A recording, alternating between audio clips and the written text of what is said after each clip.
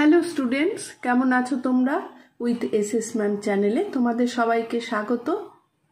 আজকে অবনীন্দ্রনাথ ঠাকুরের লেখা নাটোরের কথার প্রথম পার্ট হবে। আজকে হবে কবি পরিচিতি, গল্পের সারাংশ এবং ইনসাইট 20টা কোয়েশ্চেন। পরের দিন ভিডিওতে সমস্ত বাকি প্রশ্নের উত্তরগুলো দিয়ে দেওয়া হবে। চলো তাহলে শুরু করি।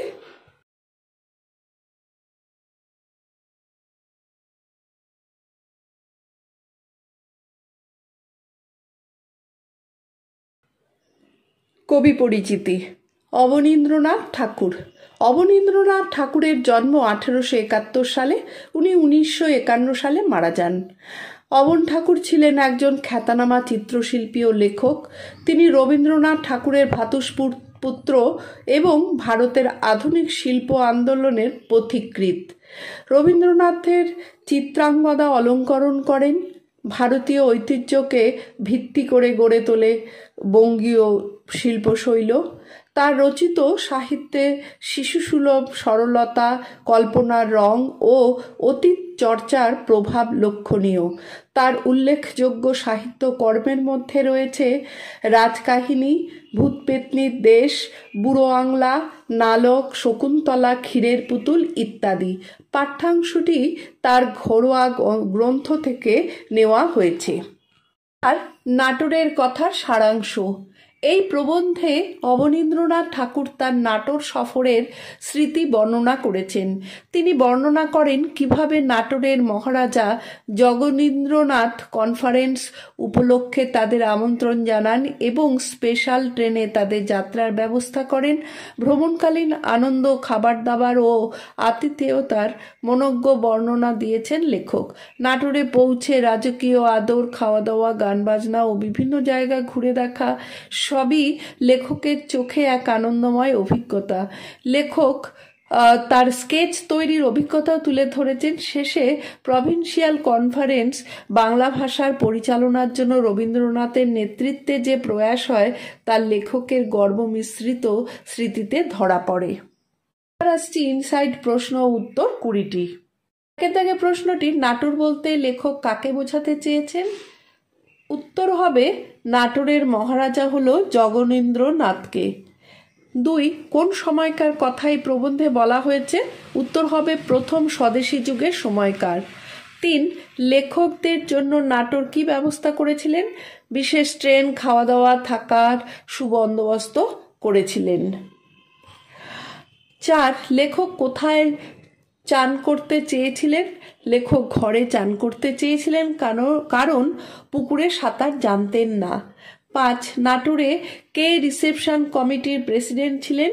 উত্তর হবে মহারাজা জগদীন্দ্রনাথ। 6, লেখকের সঙ্গে আর কে ছিলেন যার নাম বারবার এসেছে?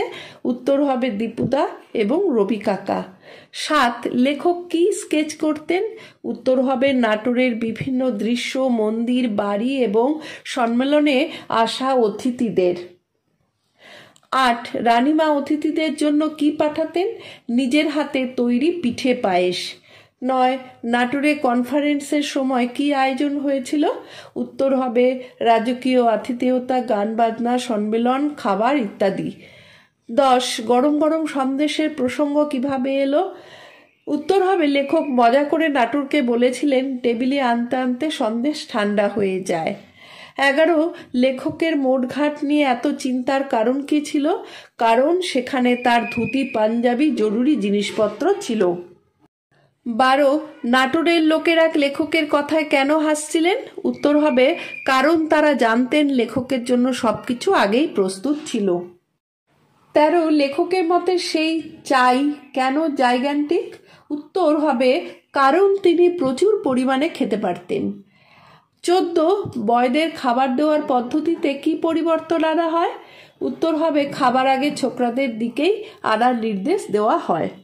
15, লেখকের ভ্রমণকালীন প্রধান আনন্দ কি ছিল? ভ্রমণ, আতিথেয়তা, ফুর্তি, স্কেচ করা এবং গান বাজনা। 16, নাটোরের রানীর ভবানীর ঘরে কি দেখছিলেন লেখক? সুন্দর সুন্দর ইটের ওপর নানা কাজ করা। 17 প্রভিন্সিয়াল কনফারেন্স কি ভাষায় করার প্রস্তাব দেওয়া হয়েছিল? উত্তর হবে বাংলা ভাষায়। 18 বাংলা ভাষা চালু করার জন্য কে নেতৃত্ব দিয়েছিলেন? উত্তর হবে রবীন্দ্রনাথ ঠাকুর। 19 লেখক নাটোরকে কেমন আতিথেয়তা হিসাবে বর্ণনা করেছেন? রাজসভার মতো বিলাসবহুল ও আন্তরিক আতিথেয়তা। 20 এই লেখায় লেখকের মনের আবেগ কিভাবে প্রকাশ পেয়েছে? উত্তর হবে হাস্যরস, উচ্ছ্বাস, কৃতজ্ঞতা এবং আত্মমর্যাদার প্রকাশে। আজ তবে এইটুকুই। পরের দিন সমস্ত প্রশ্নের উত্তর দিয়ে দেওয়া হবে, হাতে কলমে যতগুলো প্রশ্ন আছে তার। আর এখনো যারা উইথ এসএস ম্যাম চ্যানেলটি সাবস্ক্রাইব করোনি তারা চটপট সাবস্ক্রাইব করো এবং লাইক, শেয়ার, কমেন্ট করতে একদম ভুলবে না। চলো তবে, টাটা।